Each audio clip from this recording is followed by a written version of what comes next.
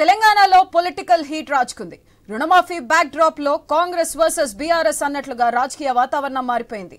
రాజీనామా సవాళ్లతో ఫ్లెక్సీలు వేడి పుట్టిస్తున్నాయి. హరీష్ రావు రాజీనామా చేయాలని సీఎం రేవంత్ రెడ్డి డిమాండ్ చేశాక రెండు పార్టీల నుంచి పోటాపోటీగా ఫ్లెక్సీలు వెల్లువస్తున్నాయి. హరీష్ రావు రాజీనామా కోరుతూ హైదరాబాద్ లో నిన్న ఫ్లెక్సీలు వెలిస్తే తాజాగా హైదరాబాద్ లో రేవంత్ రెడ్డి రాజీనామా చేయాలని డిమాండ్ చేస్తూ నగరంలో పలు చోట్ల ఫ్లెక్సీలు, పోస్టర్లు, హోర్డింగ్లు వెలిశాయి. ఈ గొడవ ఇక్కడితో ఆగలేదు. హరీష్ రావు ఎమ్మెల్యేగా ఉన్న సిద్దిపేటకు పాకింది. అర్ధరాత్రి సిద్దిపేటలో కాంగ్రెస్ బీఆర్ఎస్ శ్రేణుల మధ్య జగడం పెద్ద టెన్షనే క్రియేట్ చేసింది. హరీష్ రావుకు వ్యతిరేకంగా కాంగ్రెస్ కార్యకర్తలు ఫ్లెక్సీలు కట్టారు. విషయం తెలుసుకున్న బీఆర్ఎస్ కార్యకర్తలు రావడంతో ఒక్కసారిగా ఉద్రిక్తతకు దారితీసింది. పోలీసులు వచ్చి పరిస్థితిని అదుపు చేశారు. ఈ అంశంపై సోషల్ మీడియా వేదికగా హరీష్ రావు సైతం మండిపడ్డారు. ఈ పరిణామాలు చూస్తుంటే రెండు పార్టీల ఫ్లెక్సీలతో పెద్ద యుద్ధమే ప్రారంభించాయి. ప్రజలు అటెన్షన్ క్రియేట్ చేస్తున్నాయి.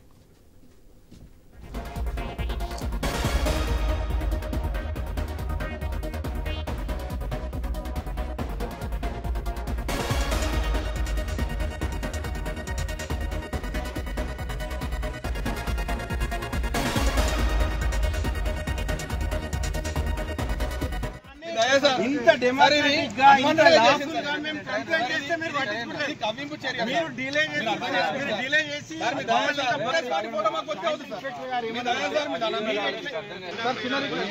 వాళ్ళ ఫోటోతో మాకు సంబంధం లేదు సార్. ఆ ఫోటో మేము కూడా ఇస్తాం. అనాథరైజ్ మేము మీకు ఎలాగైతే complaint sir, I can complaint on WhatsApp sir. As per BNS I can complaint on WhatsApp. నేను మామూలు పౌరుని సార్. వాళ్ళ ఫోటోని మేము పెట్టమన్నారు. వాళ్ళ ఫోటోని మేము ముట్టుకోం.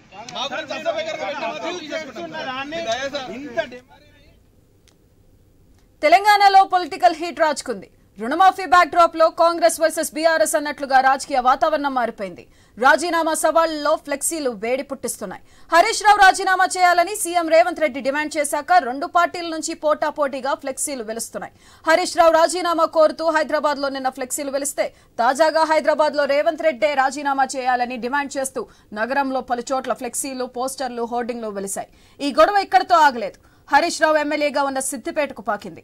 అర్ధరాత్రి సిద్దిపేటలో కాంగ్రెస్ బీఆర్ఎస్ శ్రేణుల మధ్య జగడం పెద్ద టెన్షనే క్రియేట్ చేసింది. హరీష్ రావుకు వ్యతిరేకంగా కాంగ్రెస్ కార్యకర్తలు ఫ్లెక్సీలు కట్టారు. విషయం తెలుసుకున్న బీఆర్ఎస్ కార్యకర్తలు రావడంతో ఒక్కసారిగా ఉద్రిక్తతకు దారితీసింది. పోలీసులు వచ్చి పరిస్థితిని అదుపు చేశారు. ఈ అంశంపై సోషల్ మీడియా వేదికగా హరీష్ రావు సైతం మండిపడ్డారు. ఈ పరిణామాలు చూస్తుంటే రెండు పార్టీలు ఫ్లెక్సీలతో పెద్ద యుద్ధమే ప్రారంభించాయి. ప్రజల అటెన్షన్ క్రియేట్ చేస్తున్నాయి.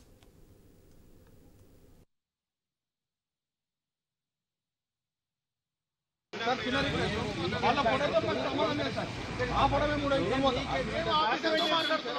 అనాథరైజ్ మేము మీకు ఎలాగైతే complaint sir, I can complaint on WhatsApp sir. As per BNS I can complaint on WhatsApp. నేను మామూలు పౌరుని సార్. వాళ్ళ ఫోటోని మేము పెట్టమన్నారు. వాళ్ళ ఫోటోని మేము ముట్టుకోం. ఇంత డెమోక్రటిక్ గా ఇంత లాఫుల్ గా మేము కంప్లైంట్ చేస్తే మీరు పట్టించుకోలేదు. కవింపు చర్య మీరు డిలే. తెలంగాణలో పొలిటికల్ హీట్ రాజుకుంది. రుణమాఫీ బ్యాక్ డ్రాప్ లో కాంగ్రెస్ వర్సెస్ బీఆర్ఎస్ అన్నట్లుగా రాజకీయ వాతావరణం మారిపోయింది. రాజీనామా సవాళ్లతో ఫ్లెక్సీలు వేడి పుట్టిస్తున్నాయి.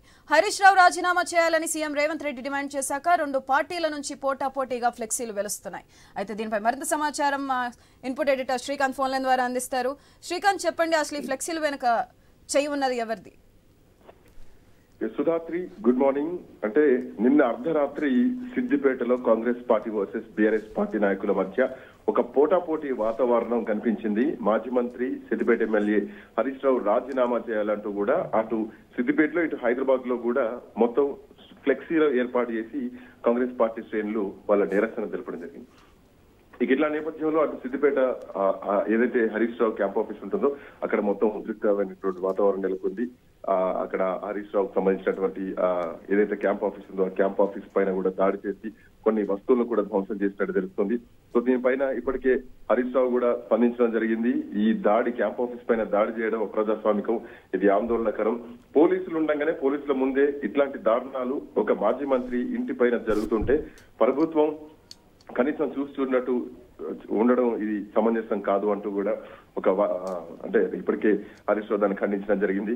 ఏదేమైనా కానీ అది ప్రభుత్వ ప్రాపర్టీ కాబట్టి దాన్ని ధ్వంసం చేయడం కాదు, వెంటనే డీజీపీ చర్యలు తీసుకోవాలంటూ కూడా ఒక మాట చెప్పడం జరిగింది. ఇట్లా నేపథ్యంలో మరోవైపు అటు రేవంత్ రెడ్డి రాజీనామా చేయాలంటూ కూడా ఒక నిరసన కనిపిస్తోంది ఇప్పటికే. ఎందుకంటే రుణమాఫీ ఓవరాల్ గా ఇది మొత్తం కూడా రుణమాఫీ చుట్టూ తిరిగినటువంటి అంశం. రుణమాఫీ పూర్తి స్థాయిలో చేస్తే రాజీనామా చేస్తా అంటూ కూడా గతంలోనే రుణమాఫీ ఏదైతే అప్పుడు కాంగ్రెస్ పార్టీ రేవంత్ రెడ్డి అనౌన్స్మెంట్ ఇచ్చారో అప్పుడే హరీష్ రావు అమరవీరుల స్తూపం సాక్షిగా రాజీనామా లేఖను అమరవీరుల స్తూపం దగ్గర పెట్టి ఉంచడం జరిగింది. రుణమాఫీ చేస్తే నేను స్పీకర్ ఫార్మేట్ లో రాజీనామా చేస్తా అంటూ కూడా అప్పుడు హరీష్ రావు చెప్పడం జరిగింది.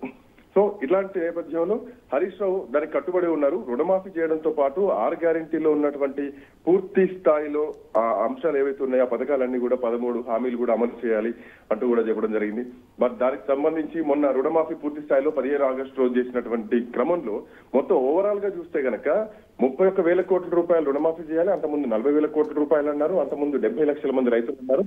ఓవరాల్ గా చూస్తే కేవలం 22 లక్షల మంది రైతులకు మాత్రమే రుణమాఫీ జరిగింది. బట్ ఇక్కడ కాంగ్రెస్ పార్టీ చెప్తోంది ఏంటంటే పూర్తి స్థాయిలో రుణమాఫీ చేశామని చెప్పేసి. బట్ బీఆర్ఎస్ పార్టీ చెప్తోందంటే కేవలం సగం అరకొర మాత్రమే చేసి మామ అనిపించుకున్నారు. అసలు రుణమాఫీ జరగలేదు పూర్తి స్థాయిలో. అసలు రాజీనామా చేయాల్సింది హరీష్ రావు కాదు, రాజీనామా చేయాల్సింది రేవంత్ రెడ్డి అంటూ కూడా అటు కేటీఆర్ కూడా ఫైర్ అవ్వడం జరిగింది. ఒకవేళ రుణమాఫీ పూర్తి స్థాయిలో జరిగింది అని ఏ నియోజకవర్గంలో, ఈవెన్ కొడంగల్ నియోజకవర్గంలో ఒక్క రైతుతో అనిపించినా గానీ ఖచ్చితంగా రాజకీయాలకే నేను స్వస్తి చెప్తా అంటూ కూడా నిన్న కేటీఆర్ ప్రెస్ మీట్ లో చెప్పడం జరిగింది. సో ఇట్లా రుణమాఫీ విషయంలో జరుగుతున్నటువంటి ఈ సవాళ్లు ప్రతి సవాళ్లు ఇప్పుడు హరీష్ రావు ఈ క్యాంప్ ఆఫీస్ పైన దాడి వరకు దారితీసింది.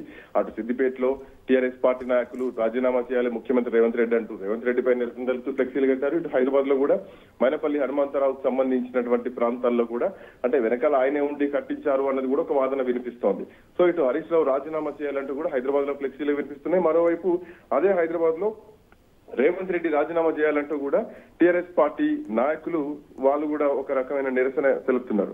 సో ఇట్లాంటి నేపథ్యంలో ఎన్నికల సమయంలో రైతులందరికీ రుణమాఫీ చేస్తామని చెప్పారు పదే.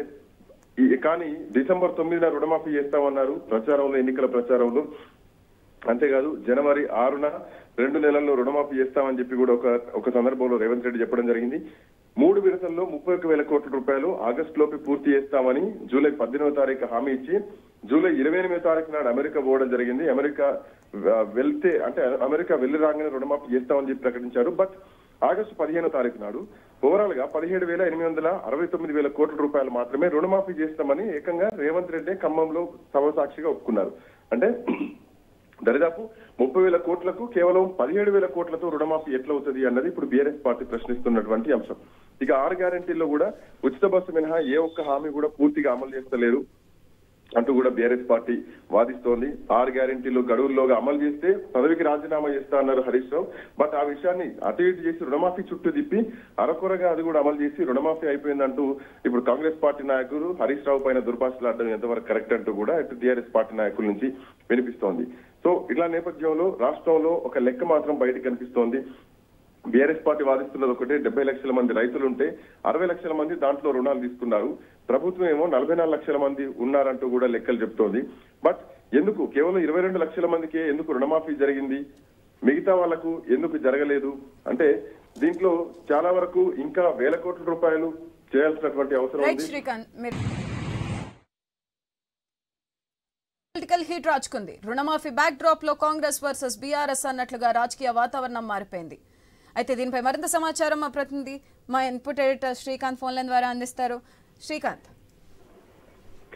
సుధాత్రి, అంటే ఒక పోటాపోటీ వాతావరణం మాత్రం Congress party versus BRS party మధ్యలో కనిపిస్తోంది. సో ఇట్లా నేపథ్యంలో అంటే కొన్ని డైవర్షన్ పాలిటిక్స్ ఉన్నాయంటూ కూడా బీఆర్ఎస్ పార్టీ నాయకులు చెప్తున్నారు. ఎందుకంటే ముఖ్యమంత్రి రేవంత్ రెడ్డి ఢిల్లీ పర్యటన చేసినప్పుడు అంటే నిన్న ఢిల్లీలో మీడియా చిట్చాట్ లో భాగంగా కూడా ప్రస్తుతానికి ఒక కామెంట్ చేయడం జరిగింది. బీఆర్ఎస్ పార్టీ ఇక అయిపోయింది, బలం మొత్తం పూర్తిగా బలహీనపడింది. సో బీఆర్ఎస్ పార్టీకి 4 రాజ్యసభ సభ్యత్వాలు ఉన్నాయి. ఈ 4 కూడా బీజేపీలో విలీనం చేస్తే కవితకు బెయిల్ వస్తుంది, అట్లాగే కేసీఆర్ కు గవర్నర్ పదవి వస్తుంది, కేటీఆర్ కు కేంద్ర మంత్రి పదవి కూడా ఇవ్వడం జరుగుతుంది. హరీష్ రావు ప్రధానంగా అంటే శాసనసభ పక్ష నేతగా ఉంటారు. అంటూ కూడా ఒక కామెంట్ రేవంత్ రెడ్డి దగ్గర నుంచి కొన్ని లీకులు మీడియా చిట్చాట్ ద్వారా రావడం జరిగింది. సో ఇట్లా నేపథ్యంలో మరి ముఖ్యంగా ఈ డైవర్షన్ చేస్తున్నారు. రుణమాఫీ నుంచి తప్పించుకోవడానికి బీఆర్ఎస్ పార్టీని ఇంకా బలహీనపరచడానికి ఒక ఎమోషనల్ టాక్ చేస్తున్నారు ముఖ్యమంత్రి రేవంత్ రెడ్డి అంటూ కూడా బీఆర్ఎస్ పార్టీ నాయకులు ఆలోచిస్తున్నారు. బట్ ఇట్లా నేపథ్యంలో కేవలం ఇప్పుడు అంటే 31,000 కోట్ల రూపాయలు కావాల్సినటువంటి రుణమాఫీ ఎందుకు 17,000 కోట్ల రూపాయలకే కావాల్సినటువంటి అవసరం ఏంది, మరి మిగతా టెక్నికల్ రీజన్స్ ఏంటి అన్నదానికి కూడా ఇప్పటికే ముఖ్యమంత్రి ఒక క్లారిటీ కూడా ఇవ్వడం జరిగింది. సో అక్కడక్కడ కొన్ని టెక్నికల్ తప్పిదాలు ఉంటాయి. జిల్లా కలెక్టరేట్లలో మీకు అందుబాటులో ఉంటారు. సో మీకు రుణమాఫీ పూర్తి స్థాయిలో కూడా జరుగుతుంది. మిగతా వాళ్ళు కాని వాళ్ళు కూడా ఏం బాధపడాల్సిన అవసరం లేదు అంటూ కూడా చెప్పడం జరిగింది. బట్ ఎటు వచ్చి హరీష్ రావు రాజీనామా చేయాలి అంటూ ఇటు కాంగ్రెస్ పార్టీ ఆరోపిస్తుంటే అనుకున్న టైంకు మీరు అన్నటువంటి పథకాలు ఏవి కనీసం ఫినిష్ చేయలేదు, రుణమాఫీ కూడా పూర్తి స్థాయిలో చేయలేదు. సరే పథకాల విషయం అటుంచితే సో ఇట్లా నేపథ్యంలో అసలు రాజీనామా చేయాల్సినటువంటి వ్యక్తి ఎవరు? రేవంత్ రెడ్డి రాజీనామా చేయాలంటూ కూడా అటు ఇప్పటికే కేటీఆర్ డిమాండ్ చేస్తున్నారు. అర్ధరాత్రి హరీష్ రావు క్యాంప్ ఆఫీస్ పైన జరిగినటువంటి దాడి నేపథ్యంలో ఇది హీనమైనటువంటి రాజకీయ చర్య. సో ఇట్లాంటి కుట్రపూరిత రాజకీయ చర్యలు ఉండకూడదు, ప్రజాస్వామ్యంలో దాడులకు తావు లేదంటూ కూడా హరీష్ రావు ఒక ట్వీట్ చేయడం జరిగింది. సో ఏదేమైనా కానీ ఒక పోటాపోటీ వాతావరణం మాత్రం ప్రస్తుతానికి రాజకీయాల్లో కనిపిస్తోంది. BRS party versus Congress party. So ఎవరు రాజీనామాలు చేయరు, మనకు తెలిసిన విషయమే. రాజకీయాల్లో సవాళ్లు ప్రతిసవాళ్ళు అనేది సర్వసాధారణం. పూర్తి స్థాయిలో చేస్తే రాజీనామా చేస్తాను ఆయన అంటారు, పూర్తి స్థాయిలో చేసిన రాజీనామా చేయని చెప్పేసి ఈయన అంటారు. సో ఇప్పుడు మధ్యలో కేటీఆర్ కూడా చెప్పారు పూర్తి స్థాయిలో అసలు ఈ కొడంగల్ నియోజకవర్గంలోనే రైతులకు రుణమాఫీ చేసినట్టు ఒప్పుకుంటే ఈయనే రాజీనామా చేస్తా, రాజకీయాలకు దూరంగా ఉంటారని చెప్తున్నారు. బట్ సవాళ్లు ప్రతిసవాళ్ళు అనేది సర్వసాధారణం. ఏదేమైనా కానీ ప్రతిపక్షాలు ఉన్నటువంటి ఒత్తిడికి అధికార పక్షం ఎంతవరకు కదులుతుంది అన్నది మాత్రమే చూడాలి. Sudhasri. Right, thank you Srikanth.